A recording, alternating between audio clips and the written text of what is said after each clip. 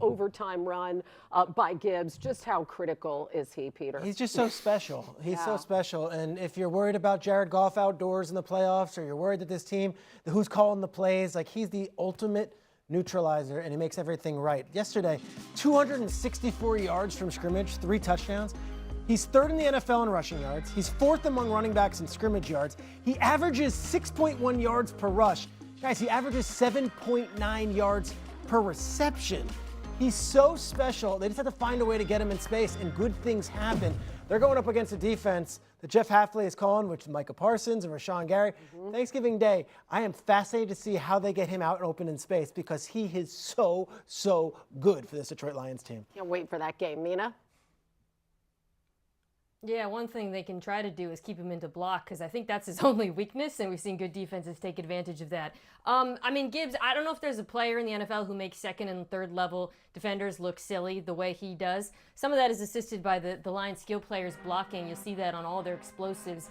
But just his vision, elusiveness, the way he sets up defenders, and then the acceleration after his cuts is just unbelievable, quite frankly. And I would argue integral, because the Lions needed every single one of those yards on a day where the interior of the offensive line was struggling in pass protection. You could also attribute some of their success with play action, and really was necessary again in this game, because it was the only time it felt like Jared Goff was fully comfortable, to the amount of attention paid to Jahmyr Gibbs in the backfield. He is the focal point of the offense, and he's a necessary one, because there are some cracks in that passing game. Not worried about Goff outside playoff time, okay? I'm worried about the offensive line, the interior offensive line. I think it's a bottom 5 offensive line pass protecting right now. I'm also worried about no Sam Laporta. But yesterday, I do have to give credit to the end of half, end of game situation, and the different ways that were necessary for them to play to go win the game. You go to the end of the half, you need a chunk here. There's only 23 seconds. Jared sees out the safety at the bottom of the screen hangs, and the one at the top drifts down. Throw the seam route, bend him away from that nickel defender, okay? This is beautiful. Good pocket, one of the few that he had yesterday. Great. So that gets you 3. Go to the end of the game. This is just good veteran quarterback play. You want to drop out? This is the space you're talking about, Peter. Here's the difference. Saquon had that same throw yesterday. Couldn't get it done. Jahmyr Gibbs got it done. Amon-Ra, just run your choice route. Sees the defender, widen, sit, ball out, go get a conversion. They ran this simple concept 4 straight snaps yesterday to go march right down the field. Amon-Ra saw it the same way every time that Jared Goff did. It gets him in the field goal range. Giants never tried to jump the route? No. But here's the thing. Easy for me to sit here and say jump the route. When you give a smart player like that the 3-way go, he's going to be right. Yeah. You just see the spacing that they get, and just how easily they set everything up to be pitch and catch. And it really can be a thing of beauty. I was laughing earlier because they're like, how important is Jahmyr Gibbs? And it's like, oh, how important is the guy who had nearly 300 yards? Like, I think the answer is pretty important. He has more yards than the vast majority of quarterbacks out there. It's crazy. He had more yards than many teams had total yards. It's crazy. Jahmyr Gibbs, an absolute monster. What's crazy is that even if you take away that 69-yarder, because sometimes it makes sense sometimes just conceptually to be like, okay, let's remove that big, huge play, that big chunk play of 69 yards. Then how good? Because sometimes you have a run game, and it's like, we ran for 120 yards, and it's like, yeah, but you only had one huge play. Everything else was like a yard or two. Again, it was like, you couldn't rely on the run game, et cetera, et cetera. But it's like, even if you take away those 69 yards, it's like, he still was a monster. It was still 14 carries for well over 100 yards. 14.6 yards per carry. I don't know if I've ever come across anything higher than that. I'm sure it probably exists somewhere. Like, I mean, if it was a record, I'm sure then they would have stated it, or if it was and I missed it. But like, for me, looking at the box scores and having these conversations, I'm not so sure I recall a higher yards per carry, outside of maybe someone who was handed the ball off once and they took it for 30 or something, right? Which obviously not really counting that. Yeah, I mean, it's just impressive. It's just so impressive. And I know this New York Giants team isn't great right now. And so winning this, I feel like under normal circumstances, especially who we know the Detroit Lions to be and who they've been, being a team like the Giants, you're just kind of like, you don't really celebrate that. And I talked about this before, that the Giants were, or excuse me, that the Lions were one of the earlier teams in this channel of me making videos where I was just like, I don't care that you're blowing out bad teams. Like, you're so good, beating bad teams means nothing to me. Like, the Lions are the team that really solidified that for me, that really made me become even more confident in that perspective, where I'm just like, I don't care what you do against the Carolina Panthers. I don't care what you do against the Browns. Like, it just doesn't mean anything to me. And that was one of the first times that I aired out that take, and Lions fans got mad at me. And I was like, guys, it's just because I believe in your team. It means nothing to me. And again, playing against the Giants, I'm like, it's the Giants.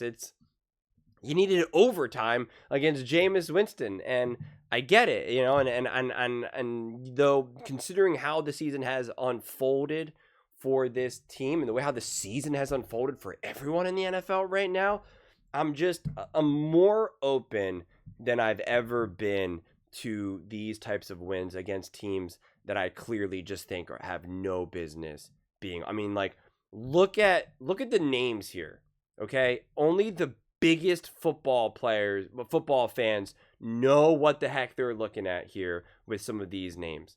And it's just like, you got Gibbs, Montgomery, Amon-Ra St. Brown. I mean, like, you're Jared Goff. Like, you're just ready to go here. And so you would expect this offense to look significantly better than whatever the New York Giants can trot out there. And again, you had some trick plays that went in favor, multiple trick plays with the Giants, right? Like, and just some crazy stuff. Some crazy stuff unfolding in this game. But considering how crazy it was, considering how messy it got at times, I do think that this was a really high quality win. And it's not clear to me that this version of this team right now, the Lions, and this version of the coaching staff showed their ability to find their way through a messy game. And in a lot of ways, when you have a messy game and you're going up against an opponent that is not good, that is like a mess, there's a lot of pressure. You're thinking to yourself, we can't lose this game. Like, you can lose to the Packers, you can lose to the Eagles, right? When you're losing that game against the Eagles, and now it's like clear, oh no, we're about to lose this. Like, you're not thinking, we can't lose to the Eagles. This is an embarrassment. I can't believe we're going to lose to the Eagles. This is, oh my gosh, how are we going to handle this? And you're feeling it as a player. You're feeling it as a coach. You're feeling it as an owner, a GM. You're feeling it as a fan. You're feeling in the fans. You're just like, how are we losing to this bad team? But when you're playing against like the Eagles or, another team that's like obviously, has respect, you're frustrated. You're mad. You want to win. You don't want to lose. But you're like, all right, lost to the Eagles. They just won the Super Bowl, blah, blah, blah, blah. Like, you can just make something. Even if you play awful, even if you think that you played the worst game of the season, you're upset, you're angry, but you're not like, I can't believe we just lost to, the Eagles or the Rams or the Chiefs, or like, it logically can make sense. You fall to Jameis Winston with trick plays and you lose to the Giants, who are 2-10. You're like, it's a tough one, man. That hurts. That hurts the soul. That hurts you big time. And so being able to find your way through that, it's important. I mean, it really is. You're down 10-0, and then you're like, okay, 10-7. All right, we got this. We're back in track. It's like, nope, now you're down 17-7, and you're like, all right, 17-14, we got this. And it's like, all right, where they kicked a field goal. It's like, well, it's still, touchdown away. Like, we got this. And it just continues to get a little weirder, 27-17. And then you really are kind of like, man, are the Lions, like, the Lions can't get ahead of this right now. And then even near at the end of the game, you're like, oh, would you be shocked if they missed the field goal? Would you be shocked if it goes wide, if it hits the upright? Like, you couldn't be shocked in this moment of time. Like, it's not a 35-yarder. Even if it was a 35-yarder, the way how this season has been going for everyone, you're like, I don't know, man, are the Giants about to block this kick right now? Like, no field goal could be taken for granted right now. You're just, honestly, field goals are kind of backward. You're just like, what's about to happen? What's about to happen? And then you kick, obviously, a deep one. And then the first play, hand the ball off, and it's like, touchdown, baby, let's go. A part of me wishes that it was the old school overtime rules where like that's just the game, right? Like you score a touchdown, it's over game. I mean, like that would have been box office. But then like, the Giants had a 12 play drive. Like they were kind of like, hey, this game's not over yet. It's not over. We can do some damage maybe. But I do think the Lions showed a lot of resiliency. They showed a lot of heart. And then as Orlovsky kind of highlighted briefly, a lot of the execution, I don't even want to say necessarily the play calling, but I think the play calling was good as well. But like just the way how it was executed. And again, you can see how this team can put these guys in positions to succeed, and they have the bodies. Where I look at someone like a team like the Philadelphia Eagles, it's like they have the bodies, but they're not in that position. They don't put their players consistently in a position to succeed. And ironically, as Orlovsky said, this O-line is not good. This is bottom in the NFL in pass blocking. Same thing with the Eagles right now. And it's kind of interesting that you have both teams not quite looking like what they had looked in the past right now. And so it is kind of interesting to see them kind of mirror each other right now. But the difference is that, as Orlovsky pointed out, Gibbs is able to just be this absolute game-wrecking, game-changing player as he's consistently proven. And the Eagles have not been able to get that out of their run game necessarily right now, which does add a degree of resilience. But, at the end of the day, playing the Giants, we can celebrate it. We can get excited about it. It's awesome. But at the end of the day, it does mean very little for a team like the Lions. And it really is on to Thanksgiving and on to these next harder games, because it's not about just being competitive for the Lions. It's not about just having a good season and, hey, it was a good year. We're showing progress. We're moving in the right direction. It's not what it's about for the Lions. We're trying to win a Super Bowl. We're trying to prove that we are truly a top team in the NFL. And you don't do it by beating the Giants. You don't do it by dominating the Giants. You do it by winning the division. You do it by beating the Packers. You do it by beating the Bears. You do it by beating the Eagles. You do it by beating the Chiefs. You do it by beating the Bills, the Ravens, the Rams, etc., etc., etc., etc. So just keep on keeping on, and we will see. But right now, the Bears are winning the division. They're winning the division. And it's up to a team like the Detroit Lions to be like, that's really cool. That's cool. That's cool you're doing that right now. Enjoy this moment while it lasts.